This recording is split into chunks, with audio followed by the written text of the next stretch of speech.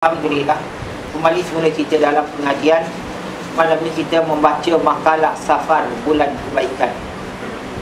Sebagaimana yang telah kita maklum, dalam semua pengajian kami akan baca beberapa muka surat dan diringkaskan muka surat yang telah kita baca pada kelas-kelas yang lain. Jadi berbalik kita sekarang, iaitu pada muka surat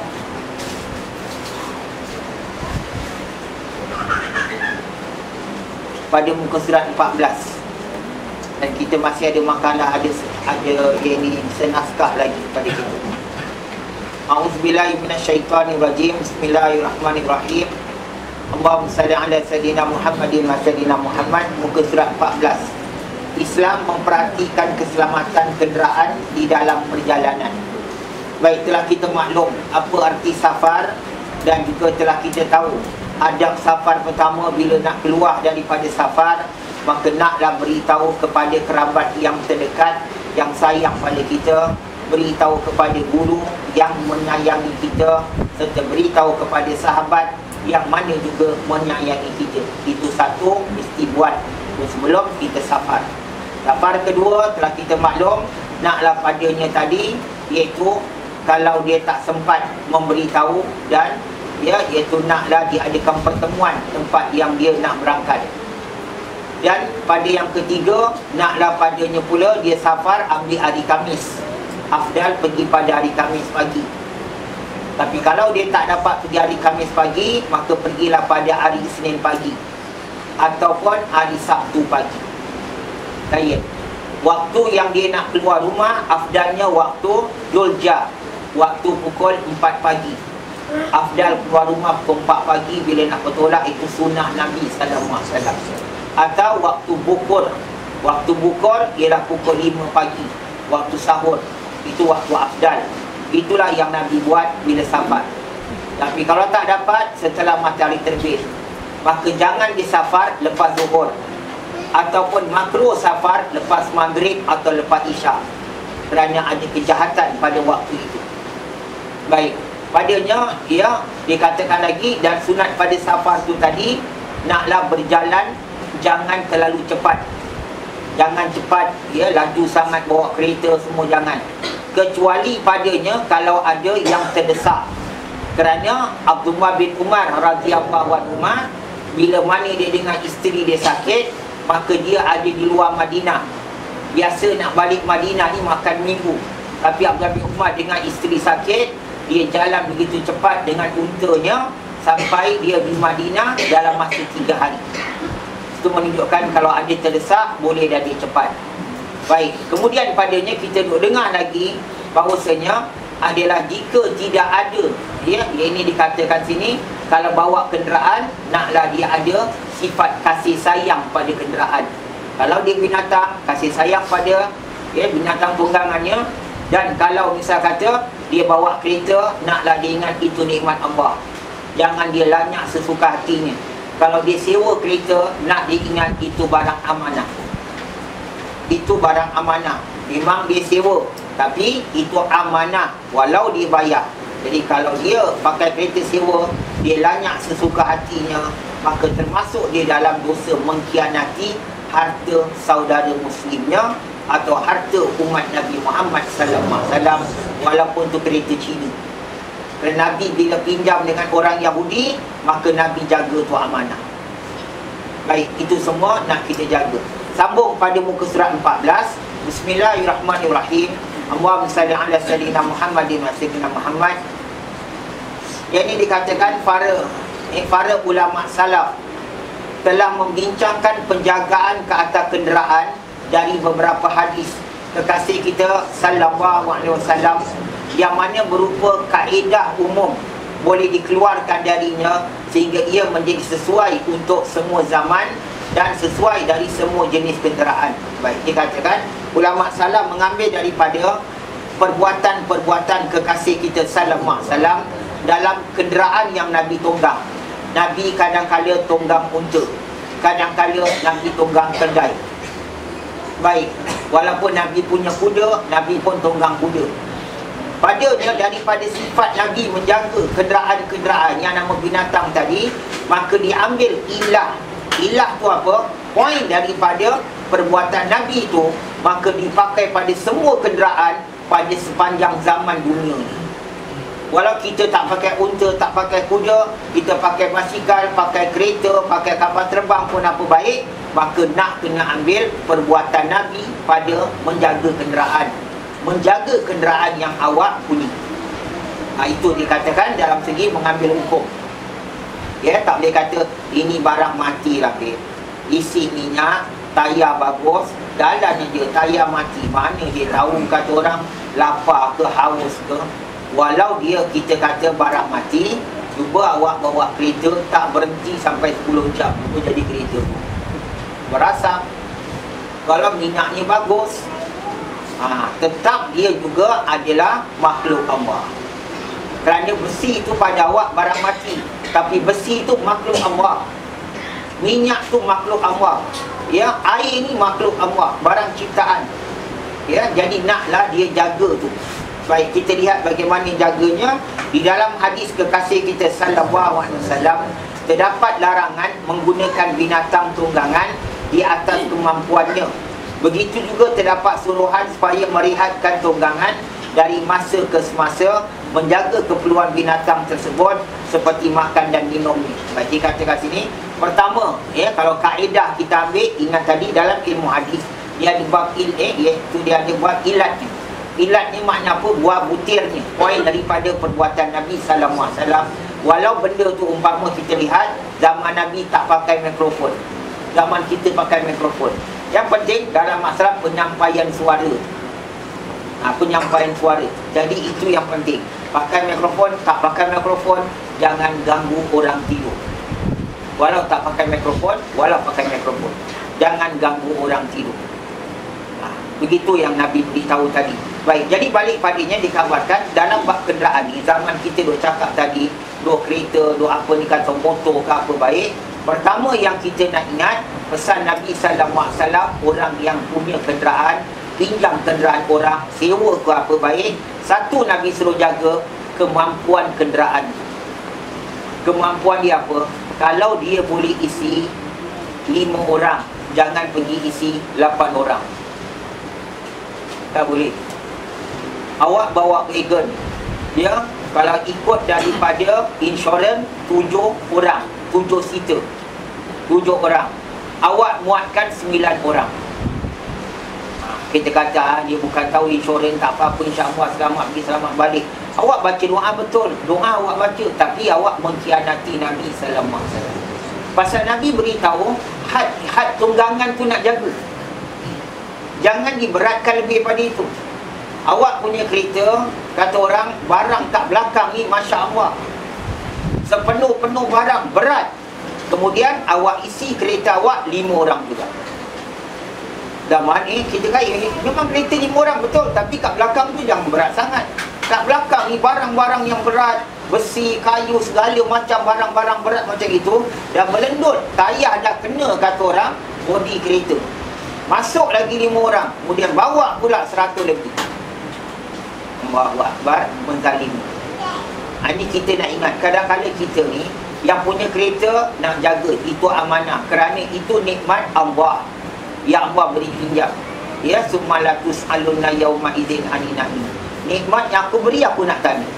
Itu nikmat, memang kita beli pakai duit kita, tapi kita jangan lupa kita hamba-hamba. Duit tu pun hamba punya, nafas dan kekuatan pun hamba punya, kereta pun hamba punya, minyak pun hamba punya, angin pun hamba punya, tayar pun hamba punya, road jalan ni pun hamba punya, bumi pun hamba punya. Apa awak punya? Apa awak punya? Fikir. Tak ada apa awak punya. Semua hamba punya. Jadi jangan bersombong, saya punya suka, saya punya kereta, nak hancur ke, nak koyak enjin ke, saya punya suka. Wah, ini orang lupa Allah. Lupa Allah, na'udzubillah. Apa lagi kalau kereta orang. Kita pinjam kereta orang nak pergi orang kahwin, kita pinjam kereta orang buat pergi jalan raya, kita pinjam kereta orang buat safar. Tiba-tiba kita isi sebuah apa ni, sebanyak-banyak orang. Tak apa, bolehlah sekejap je, tempatnya dekat. Ingat cakap Nabi, jangan lebih beratkan pada hati. Jangan, subhanallah. Kita kadang ketawakan, alah pelukit sangat. Ni bukan lukit, ya. awak jaga semayang juga wajib jaga kereta. Hukum dia sama, dua-dua wajib. Pasal apa? Satu ketika Rasulullah SAW nampak seekor unta ditunggang dengan 3 orang. Nabi nampak seekor unta ditunggang dengan 3 orang. Nabi tegur orang. Ya, Nabi kata jangan kamu memberatkan makhluk Allah. Dalam mafhum hadis. Tak boleh habis-habis 2 orang aja. Awak naik duk 3 orang. Macam kat Malaysia kita lihat motor Honda Cup naik 5 orang. Bagi 5 orang suka hati dia. Astagfirullah. Ya, dia nak lawan kerajaan, dia marah kerajaan kalau sama dia undang-undang, dia marah, dia tak nak undi kerajaan, dia terlupa, di akhirat dia akan jumpa Nabi sallallahu alaihi wasallam. Itu astagfirullah. Ya, jadi ingat nak dalam suasana raya awak sewa kereta, awak pinjam kereta ni semua amanah.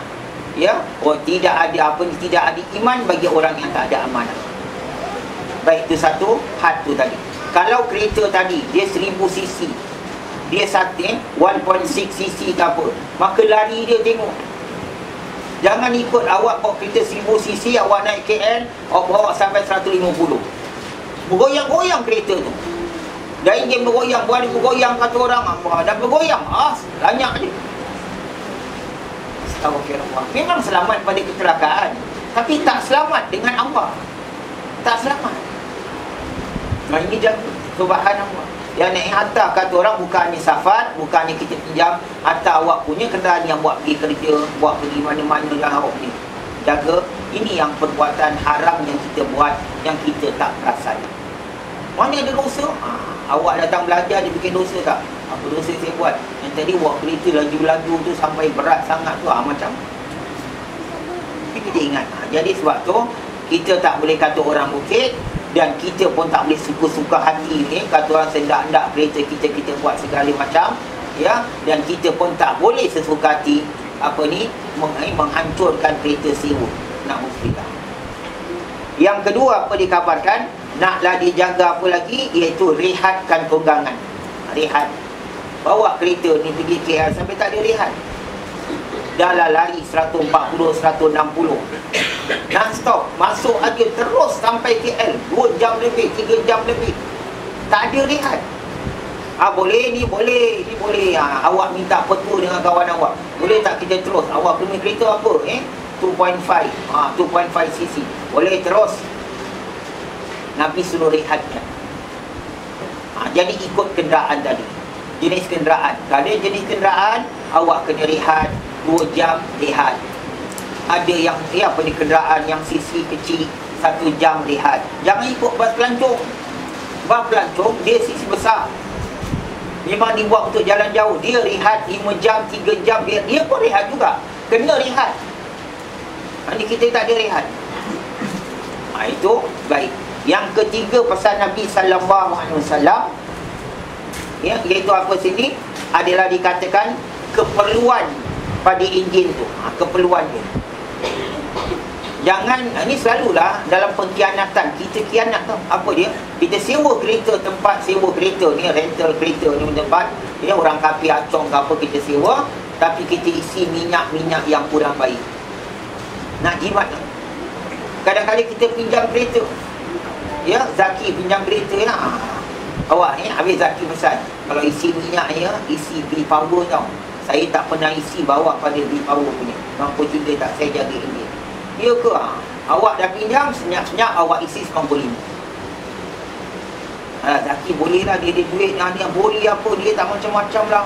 Aku pun tahu pasal kereta. Tak boleh. Nabi kata jaga pasal makan minum ni. Jadi dikiaskan pada semua kenderaan, yang kereta tu dia perlukan air, dia perlukan minyak. Tu nak jaga. Yang minyak hitam ni semua nak jaga. Baik.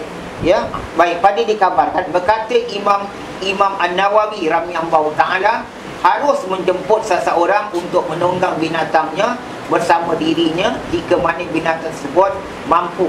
Tetapi jika tidak, maka haram hukumnya, kerana Nabi sallallahu alaihi wasallam kekasih kita bersabda, Allah Subhanahu wa taala menyuruh membuat ihsan dalam setiap sesuatu.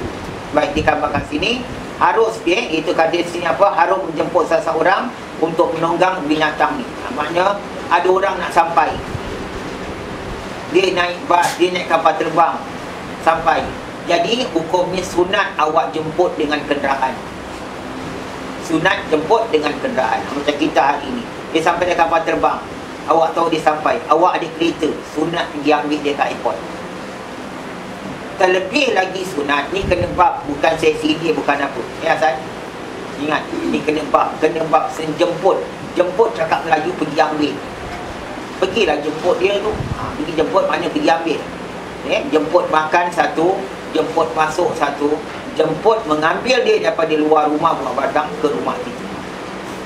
Jadi bagi orang yang musafir, dia sampai macam tadi saya ulang balik, sampai di KL, dia sampai di Changi Airport. Ya. Itu. Sampai pada Changi Airport, maka padanya sunat kita jemput dia.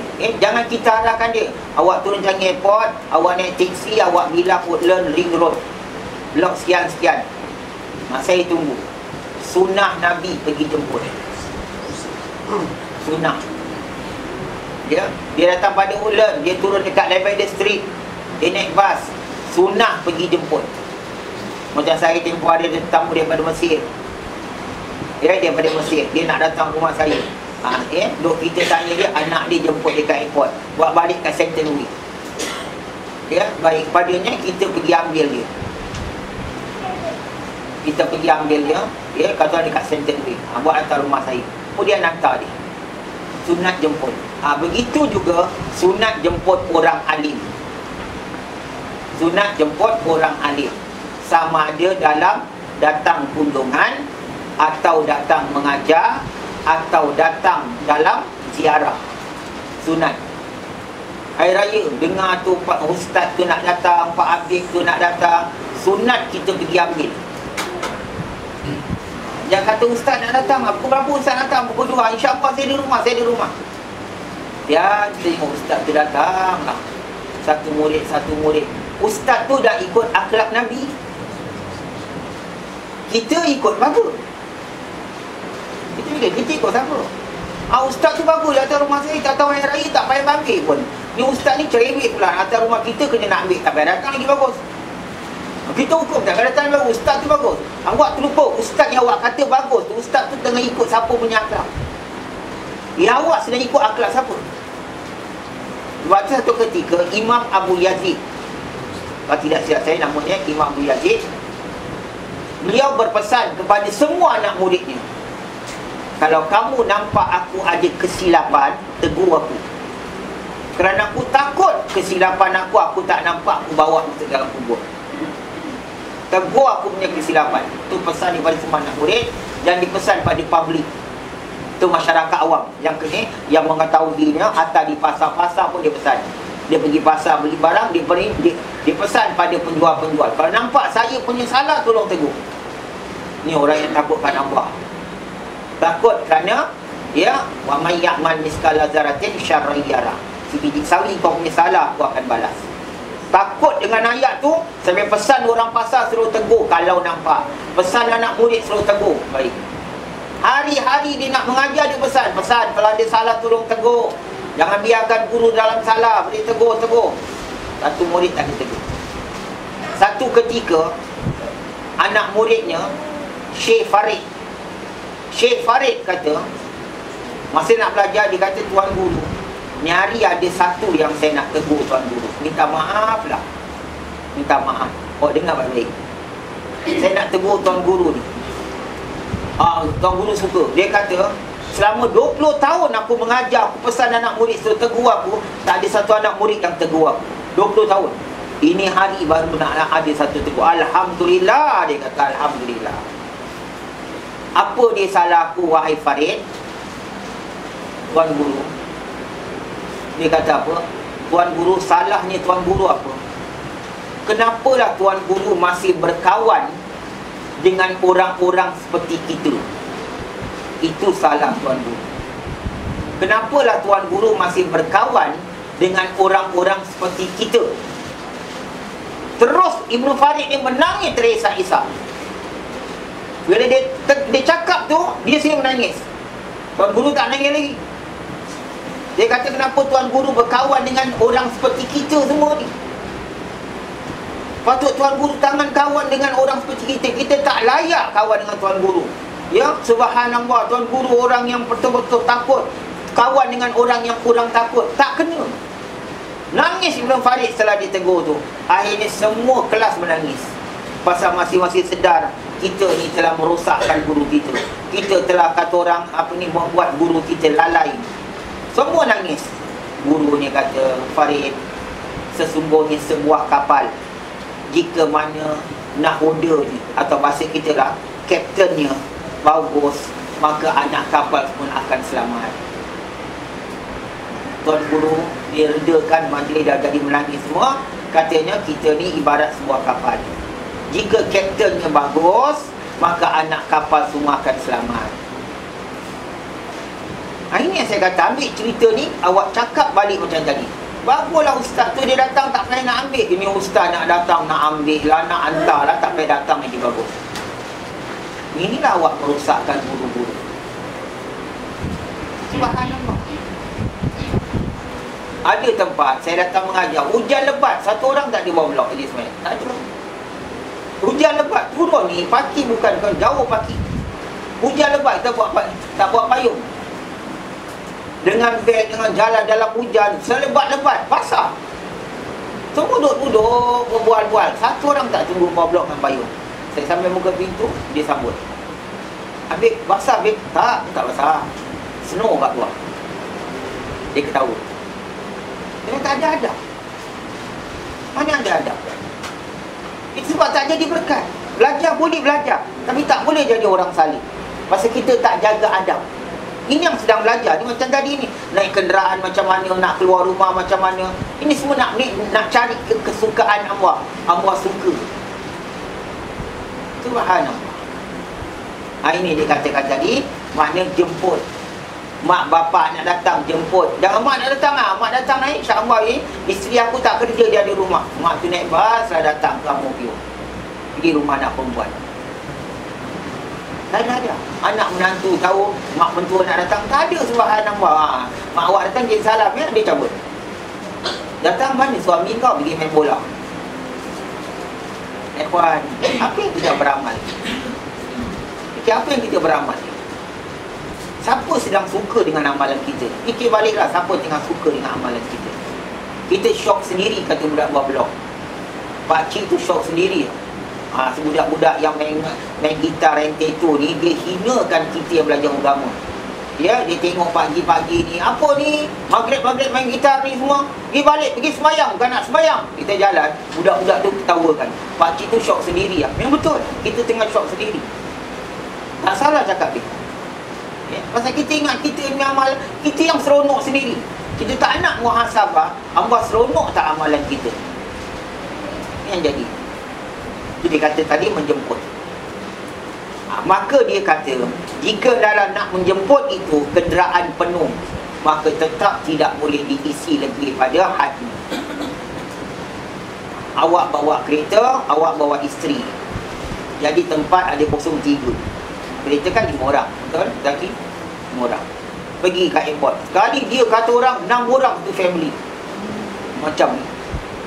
3 masuk, lagi 3 macam mana? Kat atas bumbung kereta ikat. Nampak tak boleh lah. Maka nak ingat, tetap balik pada hukum asas. Nabi tak benarkan melebihi daripada tanggungan kenderaan ini. Baik, sambung lagi. Ya, itu sebagaimana sabda Nabi sallallahu alaihi wasallam, iaitu kata Nabi, Allah mewajibkan ihsan dalam semua perkara yang telah awak belajar dulu dalam kitab Tauhid.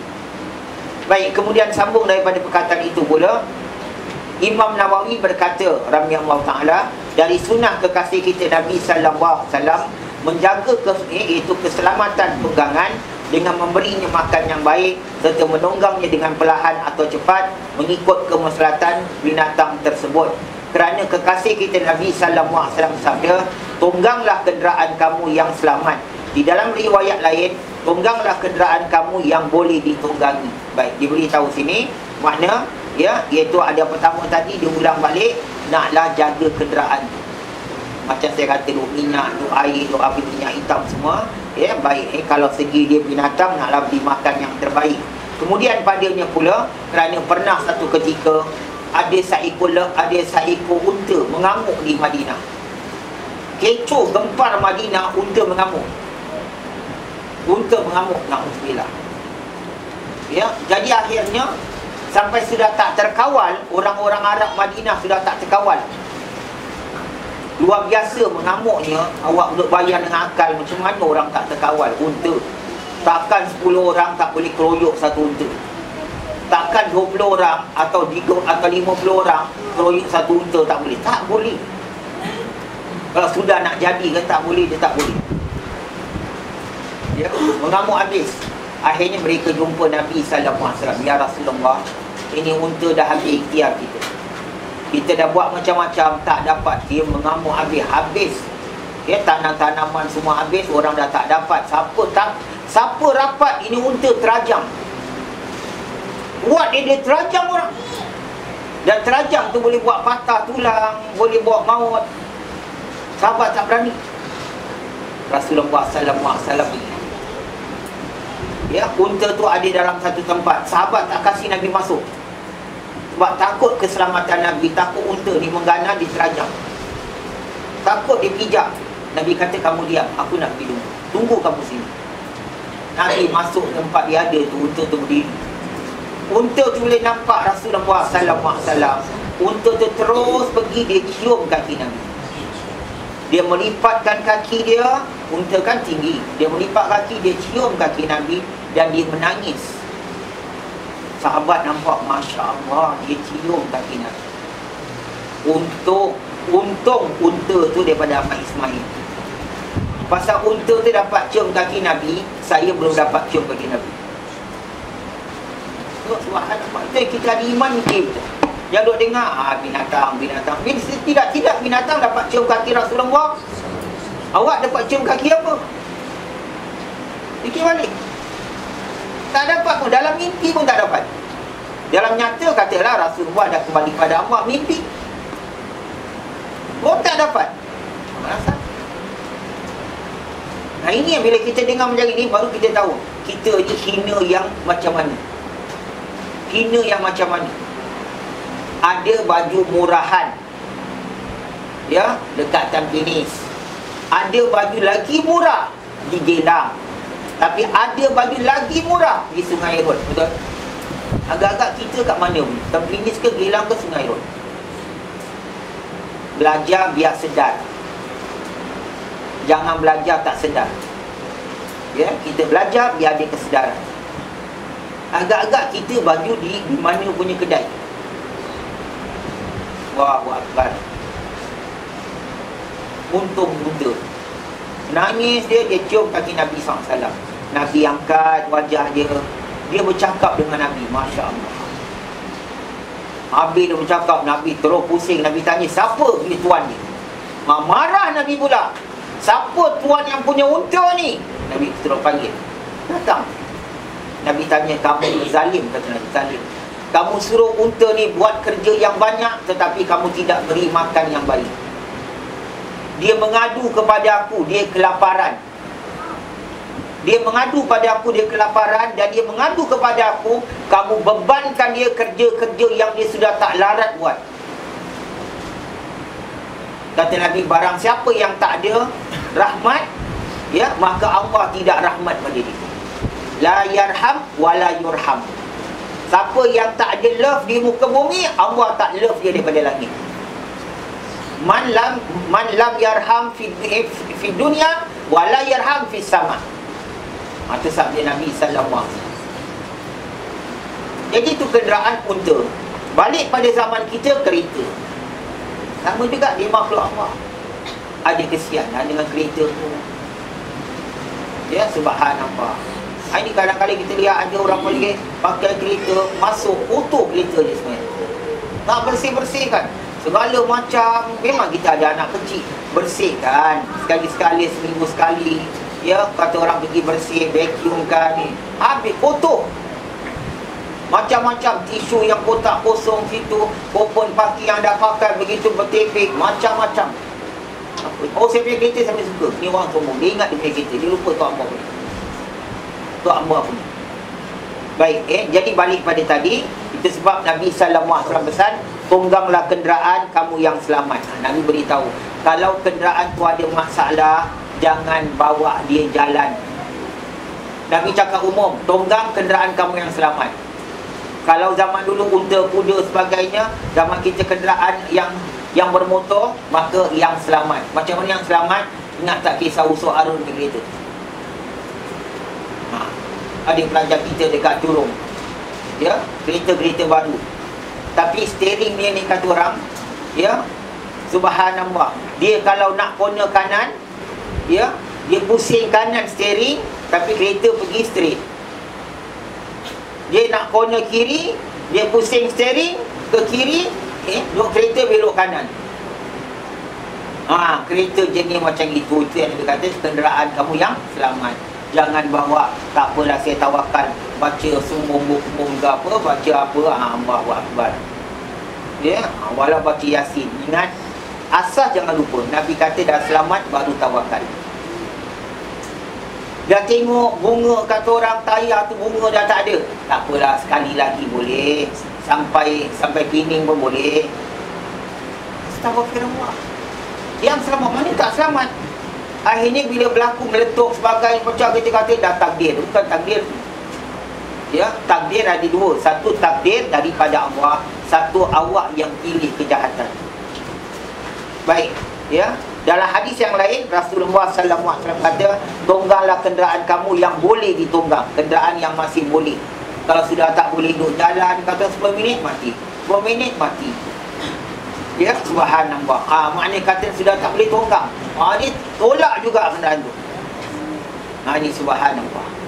Baik, lengkap Nabi pesan, subhanallah. Sama ada kita safar, sama ada dalam negeri. Habis itu. Ingatlah, ini perintah Rasulullah SAW. Tayyib, pergi kita pada satu tajuk lagi, bernyanyi dengan nyanyian yang harus dalam safar. Balik kita dalam menyatakan safar. Yang tadi bab kenderaan, safar pun dia, dalam negeri pun dia. Sekarang kita pergi bernyanyi dengan nyanyi yang diharukan dalam safar. Bismillahirrahmanirrahim. Allahumma salli ala sayyidina Muhammadin wa sayyidina Muhammad. Iaitu apa dikata ni, tiada dapat dinafikan bahawa mendengar sesuatu susunan perkataan yang indah ditambah dengan keelokan suara ketika mengucapkannya dapat memberi ketenangan pada diri yang iaitu yang dengan yang berada di dalam kepenatan safar dan memendekkan perjalanan serta menghiburkan hati. Oleh yang demikian, Sayyidina Abdullah bin Rawaha radhiyallahu anha akan bersyair ketika di dalam safar bersama kekasih kita Nabi sallallahu alaihi wasallam untuk mencerdaskan rombongan. Baik. Hukum bernyanyi ketika safar adalah sunnah Nabi. Sunnah.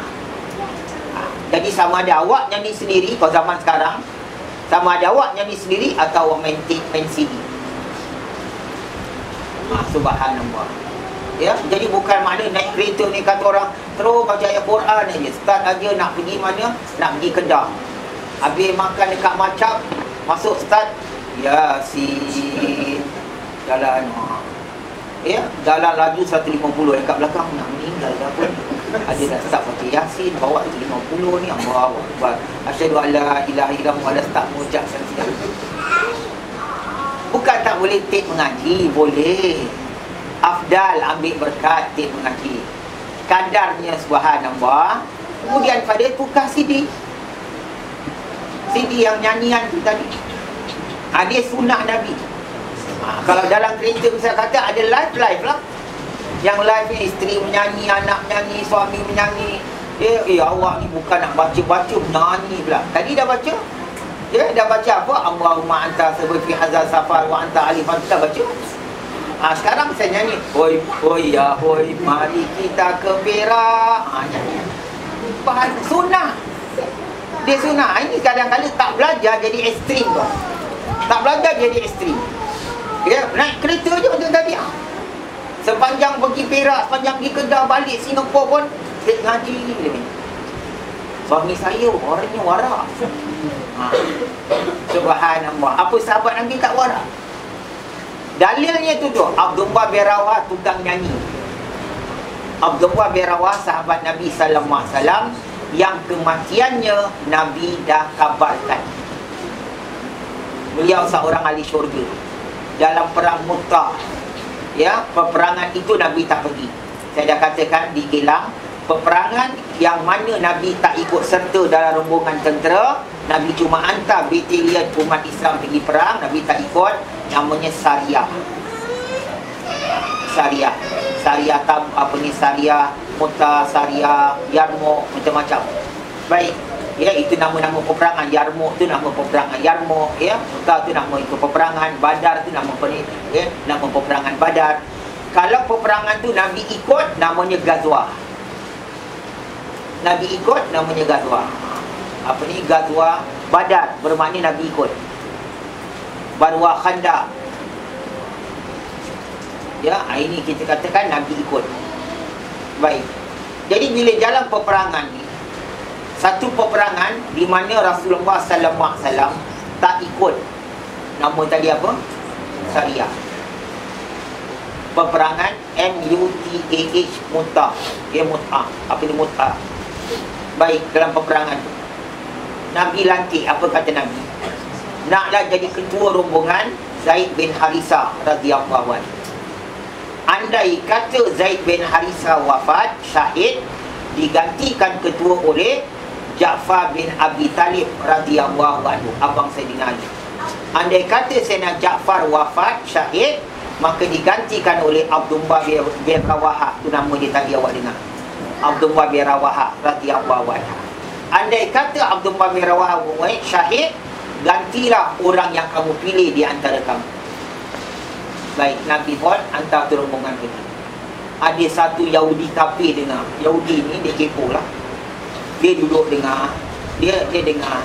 Bila dah pergi, Yahudi tu cakap dengan sahabat-sahabat Nabi, pada kebiasaan kami orang-orang Yahudi, kalau Nabi-Nabi kami cakap macam itu, bermakna yang tiga-tiga tu takkan balik, syahid. Nabi tak cakap, ya Zaid, kamu ni pergi takkan kembali tu. Nabi cakap kalau, tapi kalau tu makna jadi. Betul, Abdullah tiga-tiga syahid. Subhanallah.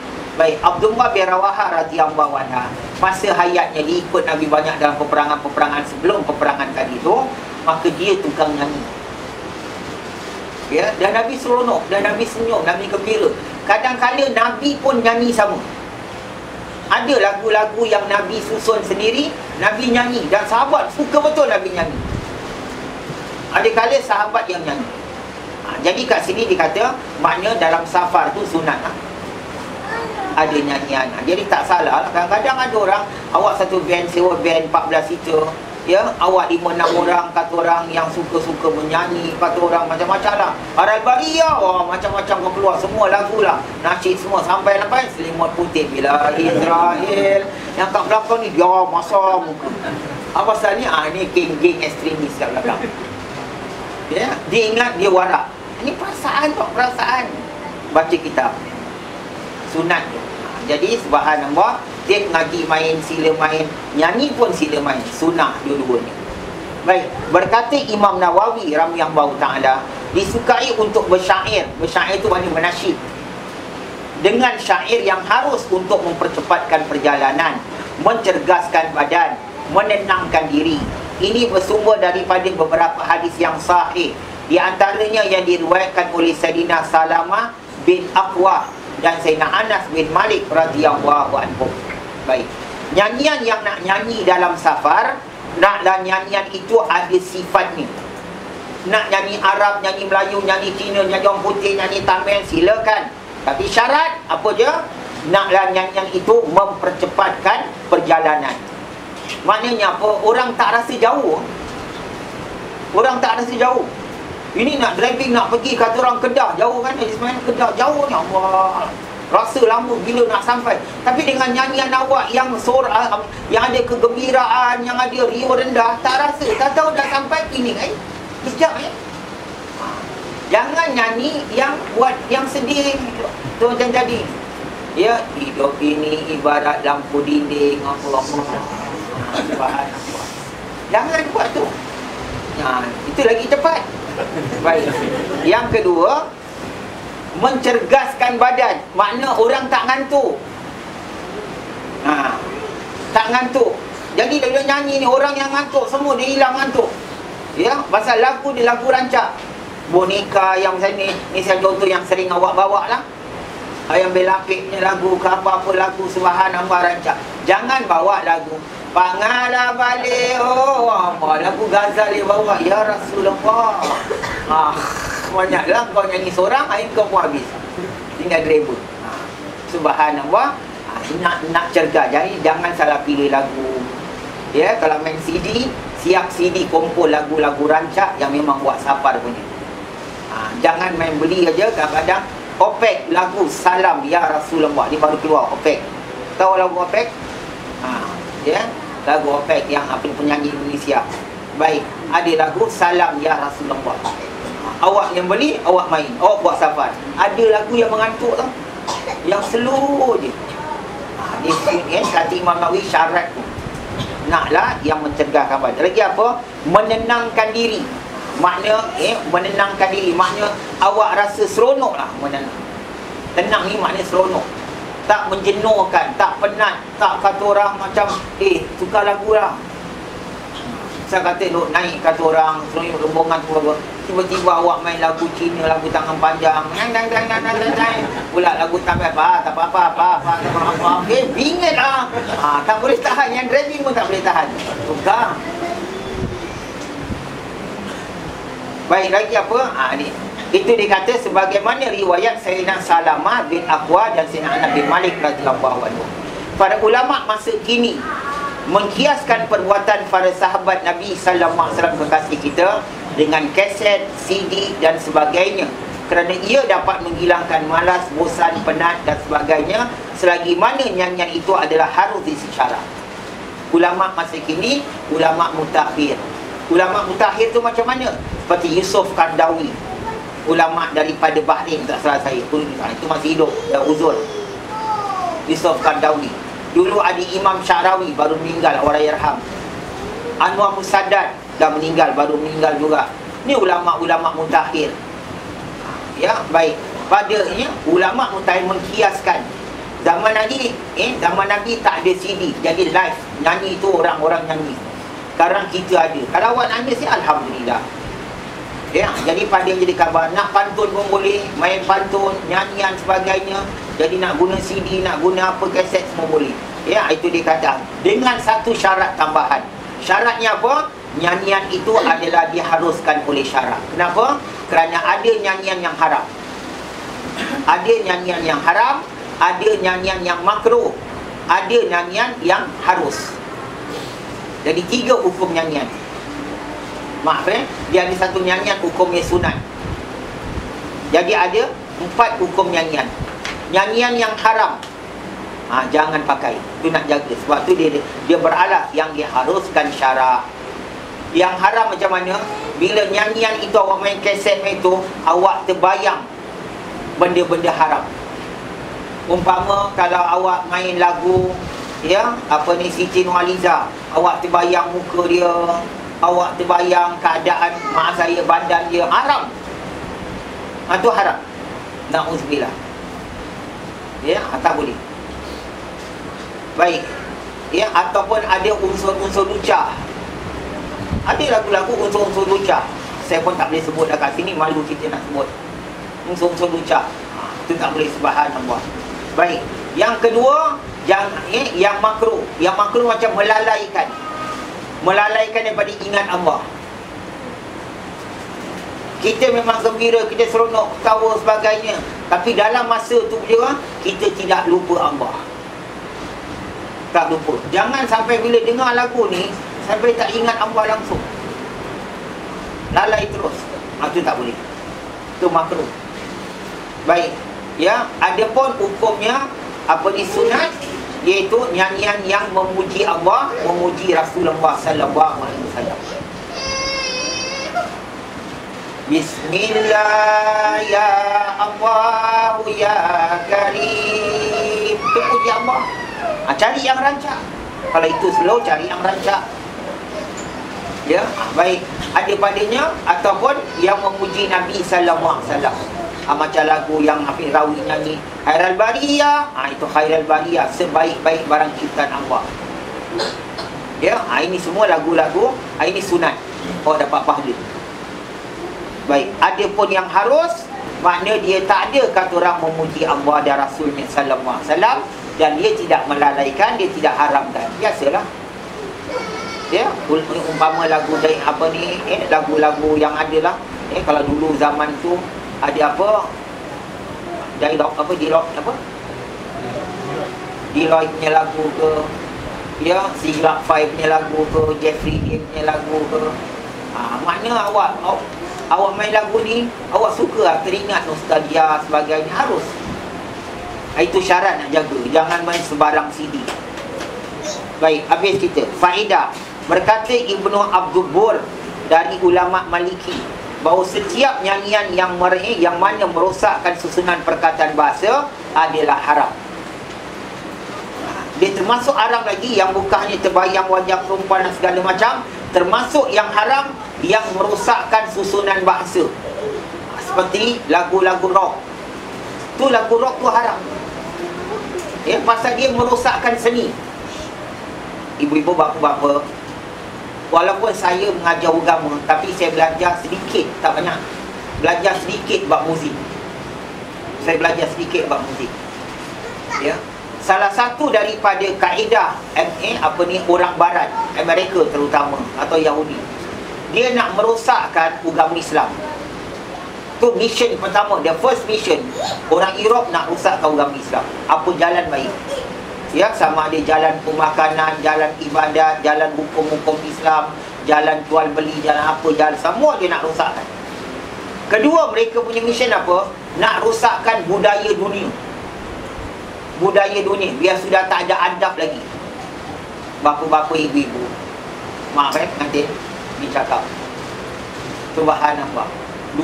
Orang dulu nak bertunang, ya, subhanallah.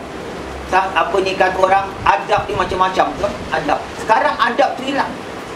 Hari kahwin gambar pengantin, belum nikah gambar pengantin sebesar-besar dah dia. Sebesar-besar dah. Adab dah tak ada. Subhanallah. Maknanya satu, baik. Dia sambung lagi apa dia kabarkan, dia juga nak rosakkan seni nyanyian yang saya belajar. Ya, maknanya dalam bab agama tu, dalam bab agama kita belajar muzik. Kalau kita hari ni belajar agama, kita tahu belajar agama mesti bab sembahyang, bab tasawuf, bab tafsir, bab hadis. Masa saya belajar agama, bab muzik pun saya belajar. Dan saya kena ambil periksa waktu saya ambil A-level. Ambil A-level, saya ada belajar pasal bab muzik. Muzik dalam Islam macam mana hukum ni, sejarah muzik tu macam mana. Maka saya belajar. Baik, jadi balik pada dikabarkan, ya, salah satu mereka nak rosakkan apa ni, iaitu yang dikatakan nyanyian. Maka pihak Amerika, dia yang pertama negeri nak rosakkan, dia keluarkan bentuk rock. Rock apa jadi? Rock, nyanyian rock macam mana? Mari try. Armiah. Budak muda boleh rock kan? Macam rock. Baik, macam mana sifat rock? Awak malulah, tak apa. Nanti balik kau nyanyi. Apa sifat rock? Macam sifat dia macam mana? Apa dia? Jerit. Tu dia jerit. Bila jerit, awak kalau jumpa lah siapa? Apa ni? M. Nasir. Tahu kenal M. Nasir?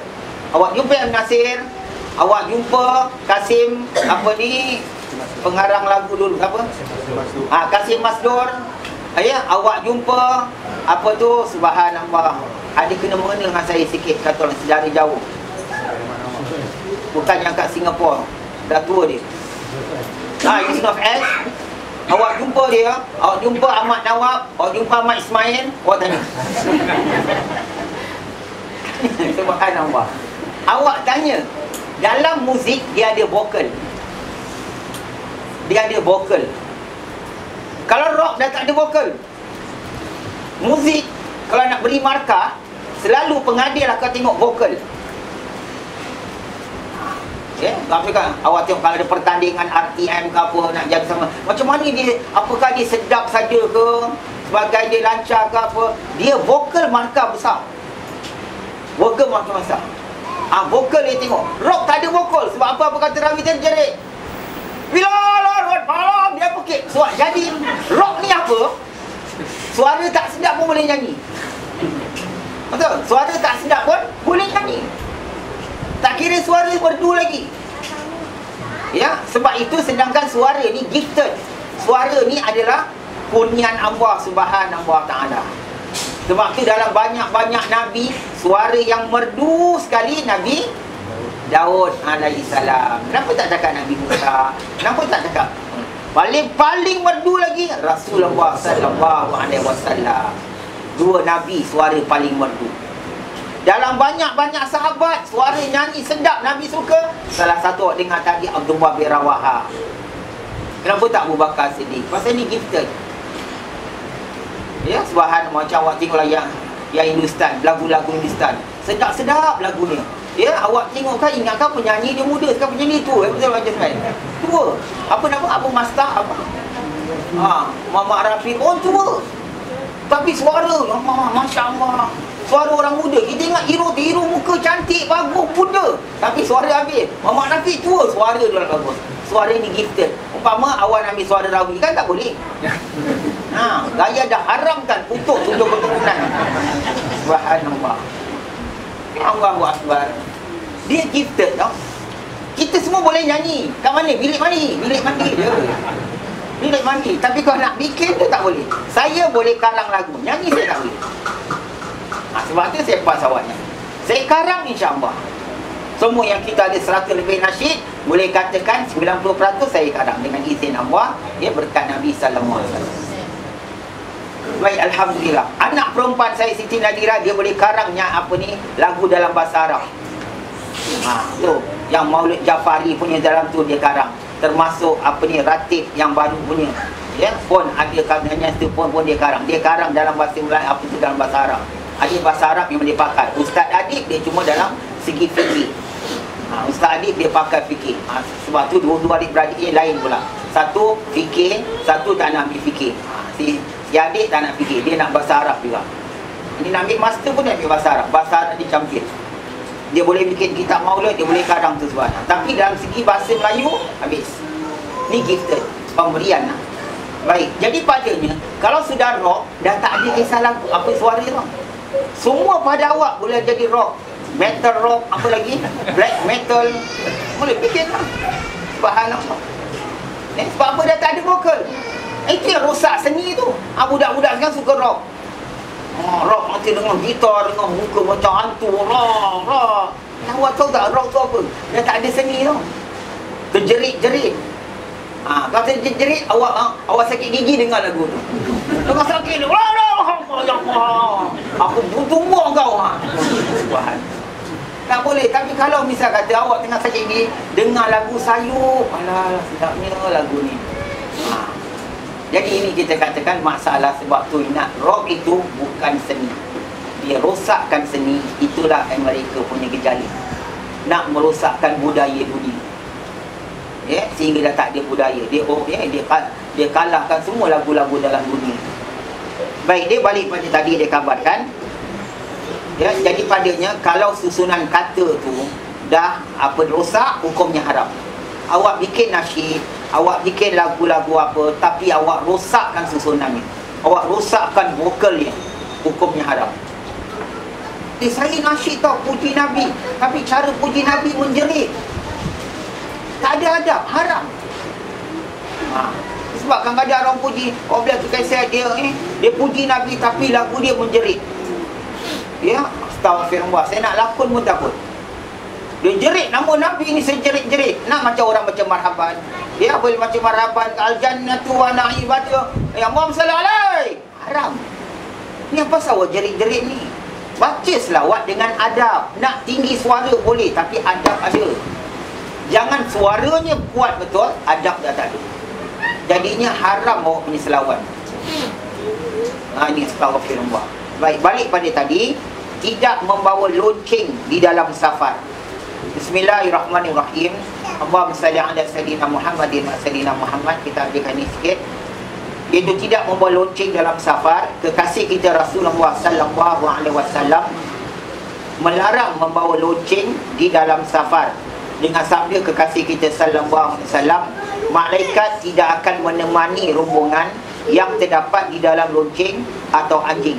Dan lagi, lonceng itu adalah sureni syaitan. Na'udzubillah. Ibu-ibu, pertama sebelum kita lanjutkan, hukum lonceng, bel, hukum lonceng, yang kata buat safar aja, hukum tu saja. Memakai lonceng hukumnya haram, sama ada dalam negeri, dalam rumah, pada leher kucing, pada pintu rumah, pada kat mana pun baik, atas buat pergi safar, hukumnya haram. Hukumnya haram. Ni sebab tak belajar lagi. Pernah saya dengar, belajarlah. Islam ni banyak bab. Banyak bab. Sebab tu kita tak pernah dengar, pasal tu kita belajar. Kau dah pernah dengar, tak boleh belajar. Baik, dikabarkan dalam Sahih Bukhari pun ada sebagainya. Ya, makna lonceng ni dilarang Nabi. Sebab apa? Dia memanggil syaitan. Lonceng ni bagaimana berbagai-bagai bentuk. Bukan setakat lonceng macam api aiskrim. Ya, bakal lonceng termasuk benda-benda yang bila terantuk membunyikan suara. Seperti awak gantung dekat tingkap. Apa nama dia, Muhammad? Apa bahasa Inggeris tu? Kalau kena tiup angin kan, dia bergoyang. Ada bahasa Inggeris, tahu? Tak tahu bahasa Inggeris. Awak suka Inggeris kan? Bahan. Apa dia pun? Itu wing kan. Haram pun. Kita pergi safar, kita suka beli gantung. Sedap lah berbunyi. Nak nanti bazar raya-raya. Oi, banyak dia jual. Kita pun boleh. Cantik lah lawan. Bahan apa. Hukumnya haram pakai. Pasal dia mengundang syaitan. Ya, mengundang syaitan maknanya mengundang jin. Jin-jin jahat datang bertempat tinggal kat rumah awak. Dalam hadis Nabi sebut, Nabi larang diikat lonceng pada leher binatang. Nabi larang. Sebab apa? Awak telah menyebabkan binatang itu ditemani oleh syaitan. Sama ada kucing, kambing, lembu, anjing. Baik. Juga gantung tadi, juga bawa lonceng dalam pelayaran. Awak letak kat kereta lah. Jadi kalau dia kena aircon dia berbunyi sikit, atau buka tingkap dia berbunyi, itu dilarang oleh Nabi SAW. Begitu dia bawa anjing. Kita orang Islam insya-Allah anjing tak bawa, tapi lonceng kita bawa. Hukumnya sama. Baik, kita ambilkan sebahagian ulama salaf daripada Syam mengharuskan lonceng kecil sahaja, manakala kebanyakan ulama daripada mazhab yang 4 dan lainnya tidak membezakan antara lonceng yang kecil atau besar dan mengira kesemuanya adalah haram. Dia kata ulama Syam kata kalau yang kecil punya lonceng tu harus. Ya, tapi ini pendapat kecil, pendapat yang kecil. Pendapat jumhurul Syafi'i, Maliki, Hanafi, Hambali, empat mazhab dan semua lagi ulama-ulama Islam sepakat kata tak kira kecil atau besar, pakai lonceng haram. Banyak rumah orang Islam kita ada. Ya, kita pergi rumah orang ada gantung. Dia cakap, dia semua tak boleh. Awak tanya ustaz kalau ni tak ada pula, boleh pakai buat cantik. Ustaz pula pun boleh. Sebab awak tanya tu, ustaz tu bukan tahu, dia pergi jawab benda yang dia tak tahu. Ini masalah. Sebab tu Imam Ghazali kata, orang alim tu siapa? Orang alim tu ialah orang yang berani berkata barang yang dia tak tahu, dia tak tahu. Itulah orang alim yang sebenar. Orang alim siapa? Yang berani berkata benda yang dia tak tahu, saya tak tahu. Berani cakap, dia tak malu. Itu orang alim, yang dia takutkan Allah Subhanahu wa ta'ala. Alhamdulillah. Ya, jadi banyak kita dapat bahan dan ilmu. InsyaAllah kita sambung pada kelas lain, muka surat seterusnya. Wallahu a'lam bishawab. Sampai.